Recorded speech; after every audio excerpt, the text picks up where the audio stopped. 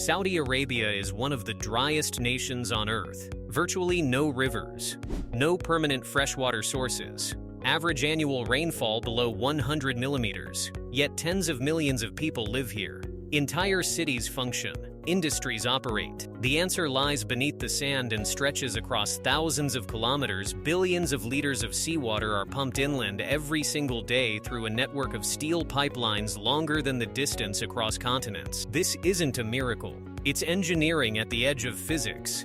A system so massive that if it failed for just 3 days, major cities would run dry. Geographic context: the survival problem. Saudi Arabia has more than 37 million people. Most of the population is concentrated along the Red Sea coast and the Persian Gulf. The interior remains an almost uninhabited desert. Summer temperatures regularly exceed 45 degrees Celsius. Rain is so rare that some regions go years without a single storm.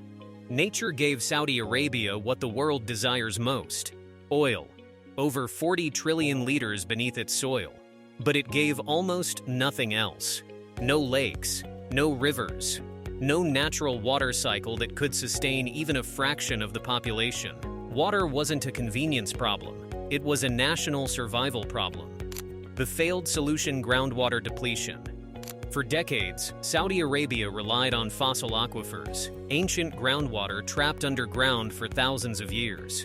In the 1970s and 1980s, the government launched an ambitious wheat farming experiment, pumping massive quantities of groundwater to turn desert into farmland. It worked. For a while, Saudi Arabia even became a wheat exporter. But fossil water doesn't refill. It's not renewable. Once pumped, it's gone forever. By 2016, over 80% of these aquifers had been depleted. Water tables collapsed. Sinkholes appeared across the desert. The wheat program was shut down. Geological surveys reveal around 26 trillion gallons still underground, but most is fossil water. Only a small portion, less than 1 trillion gallons each year, is renewable. The kingdom uses far more water than nature can restore. With groundwater failing, Saudi Arabia faced a choice: find another source or face collapse. They turned to the ocean.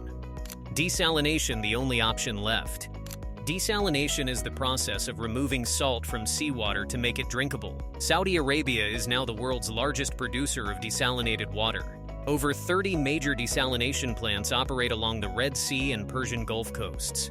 Together, they produce approximately 6.5 billion liters of fresh water every single day. That's enough to meet 70% of the country's urban water demand. The Ras Al Khair facility alone, the largest desalination plant on Earth, produces nearly 800 million gallons of fresh water daily. From just a handful of plants in the 1980s, the kingdom has grown to more than 40 today.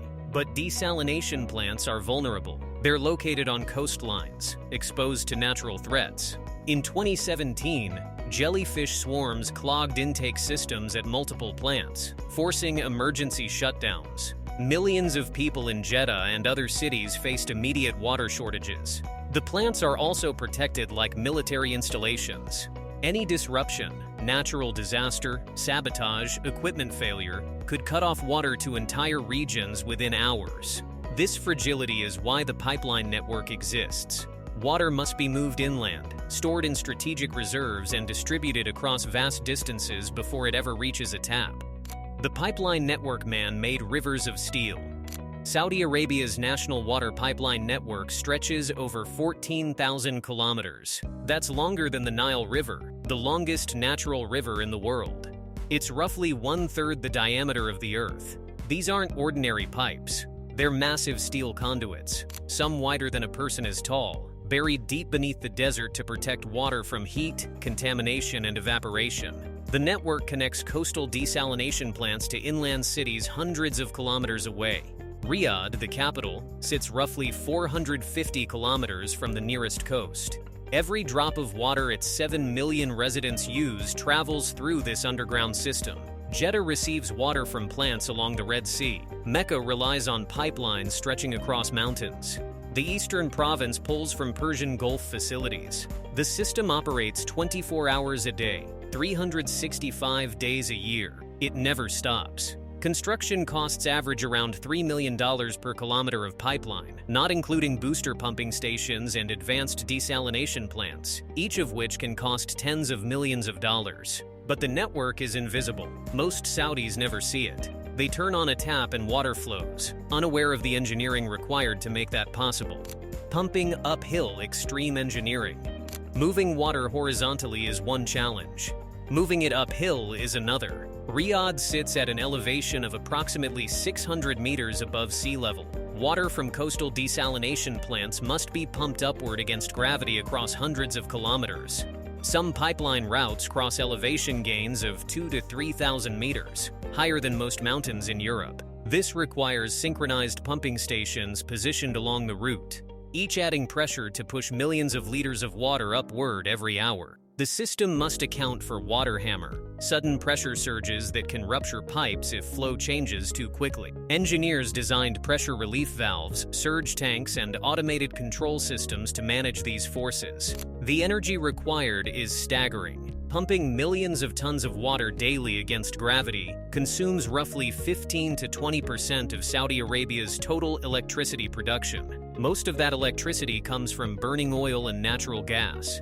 The very resources that made the country wealthy now fuel the system that keeps it alive. Pipe construction building the system. The pipes are made from high-strength carbon steel, similar to those used in oil and gas pipelines. Rectangular steel plates are cut to precise dimensions, then fed through multi-axis rolling machines. Rollers gradually bend the steel until edges meet, forming a pipe blank ready for welding. After welding, pipes pass through water cooling lines to reduce temperature. Both ends are finished with beveled edge welds for optimal joint connections. Each pipe section is typically 12 meters long enough to reduce total welds while remaining practical for transportation. Once completed, pipes are moved to outdoor storage yards, stacked by batches and clearly marked for logistics. They're lifted onto specialized transport vehicles using forklifts or cranes, securely fastened to prevent deformation, then hauled hundreds of kilometers to construction sites. Installation begins with survey teams establishing exact routes using GPS systems and terrain data. Alignment is marked directly on the ground with stakes and paint. Large tracked excavators dig trenches to precise width and depth. Excavated soil is sorted, suitable material retained for backfill, unsuitable soil removed. In mountainous terrain, explosives carve trenches directly into solid rock. Controlled charges detonate in sequence to fracture bedrock along planned alignment.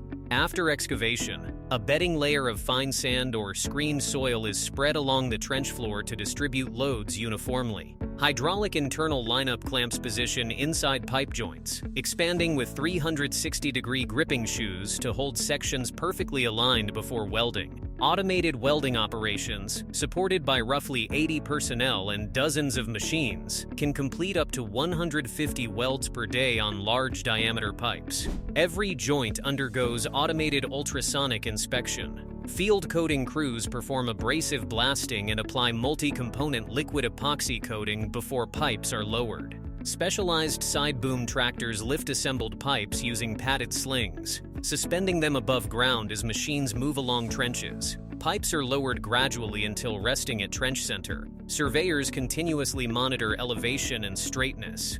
After positioning, trenches are backfilled in multiple layers. Each layer is mechanically compacted to required density. In desert conditions, where soil structure is affected by wind and temperature extremes, proper compaction is critical to pipeline longevity. Desalination process turning seawater into drinking water. The process begins with seawater drawn from intake lines positioned offshore. A 63-centimeter pipe can pull in up to 15 million liters per day, more than 10,000 liters per minute. Massive screens block anything larger than 4.5 millimeters, keeping out jellyfish, crabs, and small fish. Water then passes through finer screens to filter remaining large particles. Next comes filtration in tanks where water flows downward through sand layers using gravity. Gaps between sand grains trap suspended particles. Large paddles stir the water while plants add sodium hypochlorite and ferric chloride. Fine particles clump together and settle at the tank bottom. Cartridge filtration systems provide final defense before reverse osmosis. Compressed fiber layers with pore sizes as small as 1 to 5 microns trap microscopic particles. Then comes the critical stage, reverse osmosis. High-powered centrifugal pumps push water through ultrafine membranes. Pressure reaches about 60 bar, roughly 60 times atmospheric pressure.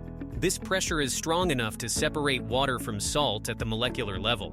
After first-round RO filtration, water passes through a second stage with even finer membranes, removing trace ions and microminerals. Finally, pH is balanced by adding small amounts of acid or balancing solution. Minerals like calcium and magnesium are added during remineralization. This restores mineral profile, adjusts pH, increases alkalinity, and brings back natural taste. The result: water that is safe, healthy, and pleasant to drink. But the cost is extremely high, around $5 per cubic meter compared to just cents in countries with natural freshwater sources. Saudi Arabia has no rivers, no lakes, almost no rain. But it has built a system that pumps billions of liters of seawater through thousands of kilometers of underground steel pipelines every single day. The system operates at the edge of physics, pushing water uphill across deserts, through mountains, against gravity itself. It consumes massive amounts of energy. It costs billions of dollars. It requires constant maintenance and monitoring, but it works. And for a nation where water determines survival, this invisible river of steel is not just infrastructure, it's the lifeline of an entire country.